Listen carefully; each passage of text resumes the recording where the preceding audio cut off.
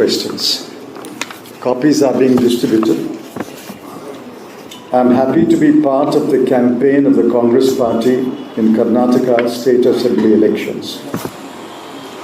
I am happy to address the media to share some thoughts on the ongoing campaign. Since the campaign started, the Congress has been determined to focus on the real issues that matter to the people of Karnataka. It is unfortunate that there is an attempt to drown the voices of reason. My effort today is to reassert the voice of reason and resume the debate on some real issues that are vital to the people of Karnataka. I believe that at every election, people first ask themselves the question, is life good today? And then they ask the next question, if the present arrangement continues, will life be better tomorrow for me and my children? The honest answers to the two questions in Karnataka are a resounding no. The present government was not voted into office by the people of Karnataka. It came into office by deceit, horse trading, and money power. Ever since that day, its sole aim has been to make money and more money for the party and its leaders. That is why it has earned the reputation of a 40% government. Recent scams in Karnataka have unfortunately attracted the attention of the whole country.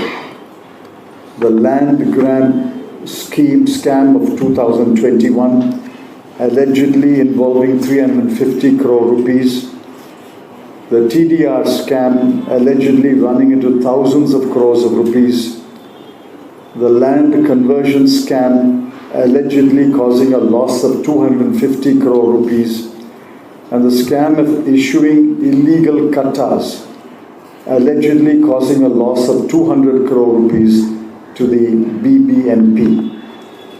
If the BJP continues in office after the election, it will be emboldened to continue its activities unhindered and bring great shame to the fair name of Karnataka. I have looked at various sectors. I have given my thoughts on the various sectors in Karnataka. Education, for example, I pointed out in public schools, 75,000 classrooms are dilapidated. 328 schools are without toilets for children. 1,001 schools are without toilets for girls. The BJP promised free laptops for students, an agri-science university at Harihara and Beltangadi, 2 fisheries universities, a multi-skill university, an aeronautical university at Belgavi, Raitu Bandhu agro-processing technical training institutes at Kolar, Belgavi, Vijaypura, Chitradurga and Haveri. What happened to those promises? In healthcare, the response of the BJP government to the COVID-19 pandemic was a tragic tale of utter mismanagement and ineptitude. On agriculture, the so-called double-engine government promised to double the income of farmers, but farmers have only become poorer and more in debt. As per National Crime Reports Bureau data of 2021, 20% of all farmer suicides in the country take place in Karnataka. 20% of all farmer suicides take place in Karnataka. The Upper Krishna project's 3rd phase has been delayed, affecting lakhs of farmers. Sugarcane farmers' dues have not been paid for 4 to 5 years. What happened to the Raitu Bandhu Avarta Nidhi for price support? They promised a Raitu Bandhu service with 5 officers in each taluka. What happened to that? They promised a food park in Mandya district, Sanjeevi organic store in each district, and cattle feed factories in every district. What happened to them? In employment, they promised the Visveshwaraya Udyoga scheme for youth. What happened to it? Sindhuru Lakshmana training centers will be set up and army veterans will train youth for recruitment to the Central Armed Police Forces. What happened to that scheme? Auto drivers are still waiting for the promised 50% subsidy to buy electric autos and accident insurance cover up to 3 lakhs. Economy. The state's economy is in a very poor condition. The state's debt today is 5,19,000 crore. Since 2020, 1,258 companies have shut down, resulting in a loss of 83,190 jobs. 13 public sector undertakings are non-functional. 37 public sector undertakings have accumulated loss of over 6,000 crore. Infrastructure, less said the better. When severe floods hit Bangalore in September 2022, the whole of India witnessed the utter incompetence and ineptitude of the state government. The industry has estimated the loss as 225 crore. Many companies are looking for locations in neighboring states to move their operations to the neighboring states. On the social scene, it is evident that Karnataka is the chosen laboratory for conducting the RSS-inspired social engineering experiment to divide society on religious lines. I am appalled by the months and years that were wasted in kicking up useless controversies over hijab, halal, love jihad, anti-conversion bill. On the other hand, many BJP promises remain unfulfilled. For example, where are the 5 promised Valmiki Bhavans in 5 districts? Where is the Sri Narayana Welfare Board for Idiga and Bilava communities? Where is the Dr. Ambedkar Entrepreneurship Scheme? Where is the 400 crore scheme for upgrading old age homes? I'm told that 90% of the Nirbhaya fund and 50% of fund allotted under the Scheduled Caste Special Plan and Tribal Special Plan have not been spent. And finally, I come to the political discourse. In the last few weeks, the BJP has stridently canvassed the theory of a double-engine government. We have seen wherever the so-called double-engine government is present, it has been a double disaster. For example, the double-engine government has delivered an all-India unemployment rate of 7.8% as of March 2023. The unemployment rate today is 7.8%. The labor force participation is declining every month, and today it has declined to 39.8%. The Constitution of India laid down the blueprint for a federal system of governance, which is secular and inclusive. Under the BJP, state governments have been reduced to municipalities or worse. I was shocked to hear the Home Minister tell the people of Karnataka, hand over the state to Mr. Modi. I have great respect for the Prime Minister. But do you want the Honorable Mr. Narendra Modi to rule every state, every municipality, every panchayat? Is he going to rule every state, every panchayat and every municipality? I'm afraid we are moving towards an autocracy where one person will prevail over all matters, big and small, whether it is consistent with Karnataka's culture, the Kannada language, your rich Kannada traditions, your brotherhood and your tolerance among all communities, and the Kannada way of life. One person cannot determine or rule over Kannada. Like every state, Karnataka and its language and culture are unique, and I'm confident you will not cede power to one person. I was even more shocked when the Home Minister said, if the Congress is voted to power, there will be riots in Karnataka. He said that, and I read it in the newspapers. And another leading member of the BJP said, we do not want the votes of Muslims. These statements reveal the divisive and sinister agenda of the BJP. They go against the nature of the Kannadigas and your long history of brotherhood and tolerance. Don't let the BJP divide the Kannada people and damage the future of Karnataka. In terms of socio-economic development and human development indicators, I'm sorry to point out, Karnataka is not among the top states of India. It is not among the top 5 ranks in any human development indicator. On many indicators, Karnataka has a middle rank. Its rank is around 15 out of 30 states. In per capita income, Karnataka is 14 out of 27.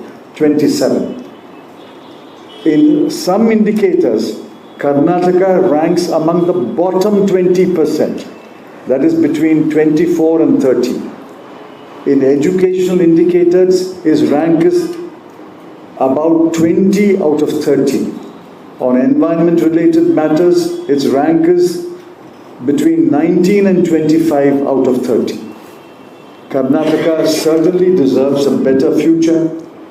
The BJP has failed to deliver on its promises and has dragged the state down under its rule. I appeal to the voters of Karnataka to vote for a change. That is in your power. No force on earth, no individual, no party, no money power can stop you voting for a change. I appeal to the voters to vote for the Congress party. Thank you. So BJP now calling your manifesto a Muslim appeasement manifesto in Karnataka. Through the announcement of ban on organizations like Bajrang Dal, they are trying to preach one community which is minority. This is what Mr. Hemanta Biswa Sarma says now. Mr. Hemanta Biswa Sharma must maintain peace in Assam. And he should not divide the people of Assam. First, I would request him, I've known him for many, many years when he was a minister in Assam under the Congress government under Tarun Gogoi. I first request him to read the manifesto, number one.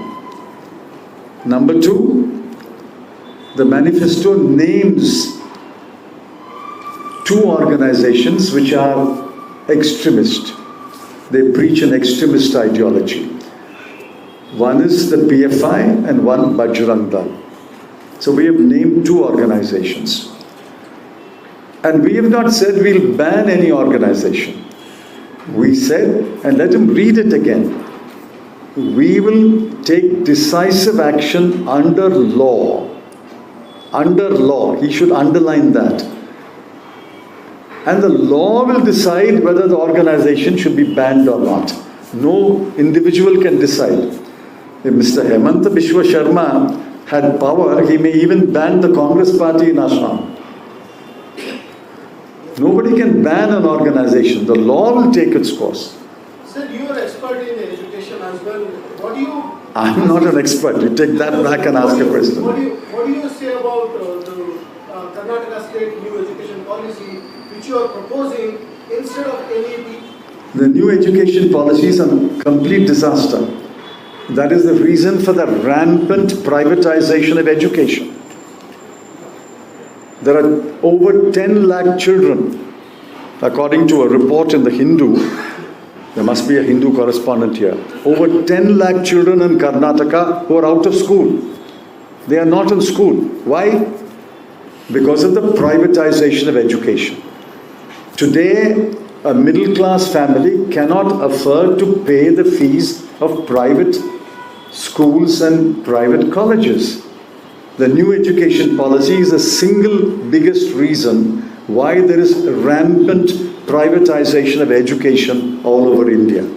That is one reason, good enough reason to oppose the new education policy. There are many other things. The new education policy also imposes Hindi.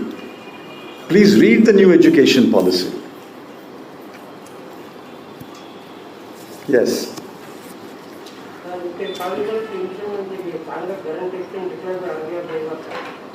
The 5 guarantees. Yes. Okay. Firstly, you must recall that the 5 guarantees are a mixture of improving the present scheme and new schemes. For example, there is already in Karnataka certain units of free electricity. There is already in Karnataka certain kilograms of free food. So when you say we will give 200 units of free electricity and 10 kilograms of food, you are improving upon the existing scheme. And the other 3 are new schemes. Graha Lakshmi, Yuva Nidhi, and Shakti free transport for women are new schemes. I have looked at the numbers. I'm not necessarily fully acquainted with the Karnataka budget. I know the size of the Karnataka budget. It's a little over 3,25,000 crore a year. And in 3,25,000 crore, if you look at the incremental cost of these 5 guarantees, underline incremental cost of these 5 guarantees, it'll be about 30 to 35,000 crore. Now, in my humble view, 10% of the budget being devoted to essential welfare schemes is absolutely necessary. These are welfare measures. It's the Prime Minister alone who makes a distinction between remedy and welfare measure. Shortly put, if the BJP announces something, it is a welfare measure. If the Congress announces something, it becomes a remedy, is it? These are welfare measures. These are necessary welfare measures. And there are welfare measures with what economists will call externalities. For example, when you allow women to travel free in public transport, it is not a woman traveling free. It has tremendous externalities. First of all, her mobility improves, her communication improves, her ability to work at a place 10 kilometers away from her home improves. So there are externalities. Each one of these measures has externalities, and that is why I say these are well thought out welfare measures, and the budget of Karnataka can accommodate it. Besides, the budget will not remain 3,25,000 crore every year. The size of the budget will increase every year. It will increase at least by about 15% every year. So by the time 5 years is over, this 3,25,000 crore will become close to 6 lakh crore. Therefore, it's perfectly doable, and I'm confident that the Congress government will implement these promises. Sir, you mentioned that you would try and increase the reservation from 50% to 75%. There's already been a huge uproar about this in Karnataka, the Muslim reservation, the Lingayat reservation. How do you really propose to go ahead with this? No, they have said so. We will try to find a legal way. The matter is pending in the Supreme Court. Whether the 50% limit is sacrosanct is pending in the Supreme Court. For example, Tamil Nadu has 69% reservation. Many states in the Northeast have virtually 100% reservation. And a Supreme Court bench which ruled on EWS reservation breached the 50% and said this 50% is not an inflexible limit. Therefore, when the manifesto says we will find a legal way, legal measures to increase the reservation, I suppose they mean that they will take up this legal battle to the Supreme Court and try to win the battle. The battle is already there. Sir, what is your opinion about Modi, Narendra Modi allegation against 80% See, India became independent only when Mr. Narendra Modi became Prime Minister. In May 2014. The entire history of India before that is a black history. He says everything happened after the BJP came to power and after he came to power. So let's not attach much importance to the Honorable Mr. Narendra Modi's characterization of the UPA government as a corrupt government. Let's leave it there. Let's focus on what the Karnataka Contractors Association in a letter said. We didn't say that. The Karnataka Contractors Association in a letter said that the Karnataka government collects 40% commission for every project, which is why we are calling this government 40% commission government. And Mr. Narendra Modi should answer that. The Karnataka election is in Karnataka. Sir, if you have seen the manifesto of BJP, have you compared Congress manifesto with that, sir? Well, clearly the BJP manifesto is a costlier print. I agree. It's a glossier printing and costlier paper. See, the BJP manifesto is, according to me, overshadowed by two issues: Uniform Civil Code and NRC. I want to humbly caution the people of Karnataka. This is the pernicious agenda that is creeping into the south of India. It is there in the north of India. We will fight it there. It started in Assam. NRC and UCC are creeping into South India and they are looking for a gateway in Karnataka. I am not worried about anything else in the manifesto. All that is irrelevant in the BJP manifesto. I am concerned deeply about the promise of UCC and NRC. This will divide Karnataka. This will polarize Karnataka. This will create social conflict. And they will try to enter other states. For example, in my state, we will fiercely resist these pernicious ideas entering Tamil Nadu. But my humble appeal to the people of Karnataka is fiercely resist and stop the entry of these sinister, pernicious agenda into Karnataka.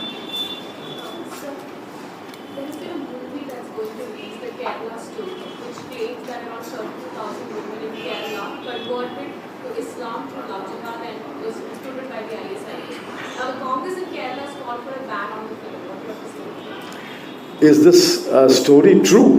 That's what. Is the story... No. The story that the Congress is opposing is true. But is the story of that film true? It's a fake story, isn't it? I went to Kerala last week, and nobody told me about thousands of women being converted to Islam. It's a fake story. So the Congress party and the CPM are both right in criticizing this film and asking for legal action against the film. I don't know the details. But if it's a fake story, you can't propagate a fake story in the form of fiction or documentary. So, sticking with the previous question of UCC and NRC as well, yesterday the Assam Chief Minister Himanta Biswas has said that UCC couldn't be implemented in Assam because of extremist forces. And he also says that Muslim women will always remain second class, women citizens if UCC is not implemented here. Please understand, UCC is the polarizing idea. The matter was referred to a law commission. The law commission said it's not possible to draft a uniform civil code because each religion has its own personal laws. Why do you think the founding fathers of India put uniform civil code in the directive principles of state policy? Because it's a difficult exercise. And in the name of UCC, you are introducing a divisive agenda. If the people want a UCC, there will be a clamor for UCC. No government should try to impose UCC upon people. That's the point. We recognize that UCC is there in the directive principles of state policy. But the UCC that you are proposing, namely a government-drafted, government-directed UCC, is an imposition on the people. But the people must be ready, people must clamor, people must ask. So I think this is not the right time for a government-sponsored UCC. Let there be a mass movement. Let the people awaken if they want a UCC. If they are happy with their personal laws, they are happy with their personal laws. The Sikhs have their personal laws, the Muslims have their personal laws, the Christians have their personal laws, the Parsis have their personal laws, the Hindus have their personal laws. Now, if they are happy with their personal laws, and if the personal laws must be reformed, they will reform it. But why is the government pushing a UCC? That's the point I'm making. I asked about the protests in Assam and other parts of the country when it was tried to be implemented earlier. What happened in Assam when they tried to introduce NRC and they tried to introduce UCC? What happened in Assam? Assam was divided, polarized. Do you want that to happen in the rest of India? So he says that protesters can't blackmail something which is in the interest of Muslim women. Talking about the Who will decide whether it's in the interest of Muslim women? The Muslim women must decide whether it's in the interest of Muslim women. I can't decide. You can't decide. The Muslim women must decide whether it's in the interest of Muslim women. Sir, GDP increase or decrease? I beg your pardon? GDP? Increase or decrease? If you do nothing, GDP will increase. The point is at what rate it increases. See, if I want to go from Bangalore to Mysuru, a Mercedes-Benz car will take me, a bicycle also will take me. Question is the GDP growing at a fast rate or is it growing at a slow rate? In the UPA, first 5 years, average growth rate was 8.5%. In the entire 10 years, it was 7.5%. In 10 years of Mr. Narendra Modi, it's 5.5%. Now you draw your own conclusions, whether you like 8.5 or 7.5 or 5.5.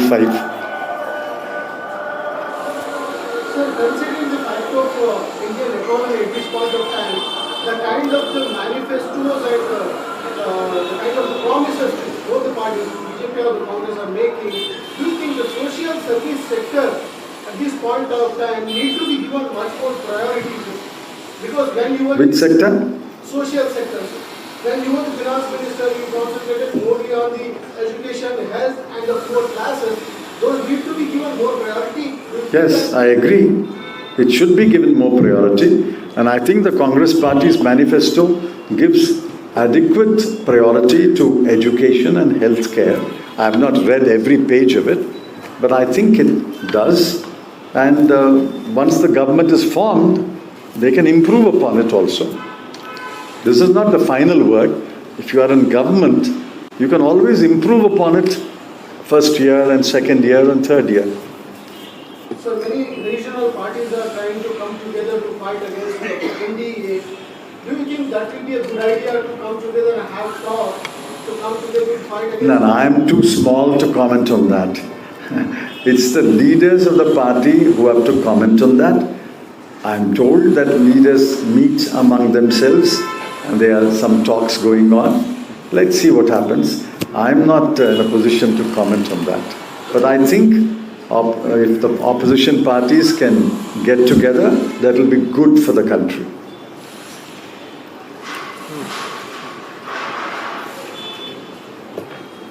Is there anything else? Okay. Thank you very much. Thank you. Thank you.